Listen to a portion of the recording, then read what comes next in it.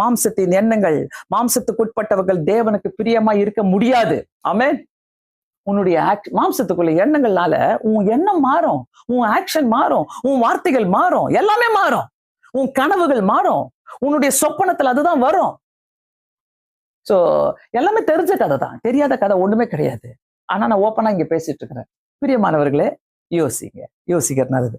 8வது காரியம், கவலைப்படும் எண்ணங்கள். மத்தேயு 6:34. ஆகையால் நாளைக்காக கவலைப்படாதிருங்கள், நாளைய தினம் தன்னுடையவைகளுக்காக கவலைப்படும், அந்த நாளுக்கு அதினதின் பாடு போதும்.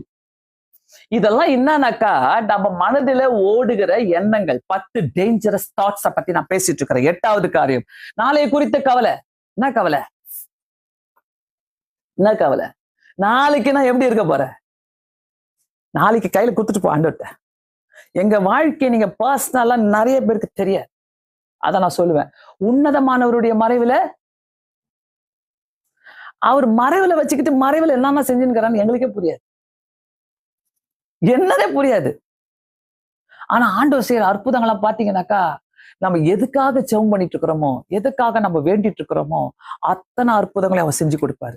உண்மையாகவே நான் அந்த லைஃப்ல நான் ரொம்ப பாராட்டுறேன் ஆண்டவர்ட்ட. ஆண்டவரே, ஒரு மிஷினரியா எங்களை தெரிந்து கொண்டீங்க, எங்களை வாழ வச்சீங்க, எங்களை கொண்டு போனீங்க, எங்களை நாளை குறித்து கவலைப்படக்கூடிய அளவே கிடையாது. ஐயோ வீட்டை கட்டணுமே, ஐயோ அந்த பிள்ளைக்கு வீட்டை கட்டணுமே, இந்த பிள்ளைக்கு ஃபீஸை கட்டணுமே, அந்த பிள்ளைக்கு கல்யாணம் பண்ணணுமே, இந்த பிள்ளைக்கு கல்யாணம் பண்ணணுமே, ஐயோ எந்த பையன் வந்து கட்டுவான், எந்த பொண்ணு வந்து கட்டுவான். ஹலோ, தேவையில்லை, எந்த கவலையும் தேவையில்லை. நீ முழங்கால் போட்டு ஜெபிக்கிற ஆளா உனக்கு அது தேடிக்கிட்டு வரும். ஆமென். நீங்க அப்படித்தான் சொல்லுவீங்க, எங்க வருது? நீ உருப்படியா இருந்தா தானே. இவ்வளவு எண்ணத்தை கராப்டட் எண்ணத்தெல்லாம் வச்சுக்கிட்டு உள்ள உட்கார்ந்து இருந்தா எப்படி வரும்? புரியுதா? எந்த எண்ணமும் அப்படி வரவே வராது.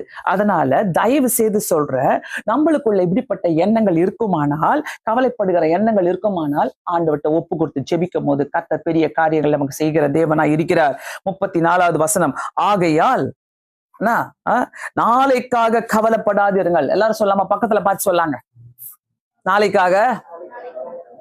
ஐயோ ரொம்ப அழகா சொல்லிட்டீங்க. அப்படி ஏத்துக்கிட்டாங்களா அவங்களா? நாளைக்காக கவலைப்படாதிருங்கள். உன் புருஷனை பத்தி, புருஷன் இல்லாதவங்க சொல்லாத, கவலைப்படாத. உன் மனைவியை பத்தி கவலைப்படாத, உன் பிள்ளைகளை குறித்து கவலைப்படாத. மனைவி அப்படி சொல்லுவாங்க. மனைவி என்ன சொல்லுவாங்க? ஐயோ ஏன் பாஸ்டர் சும்மாவே கவலைப்பட மாட்டாரு, இதெல்லாம் ஏன் சொல்லி தரீங்க? புரியுதா?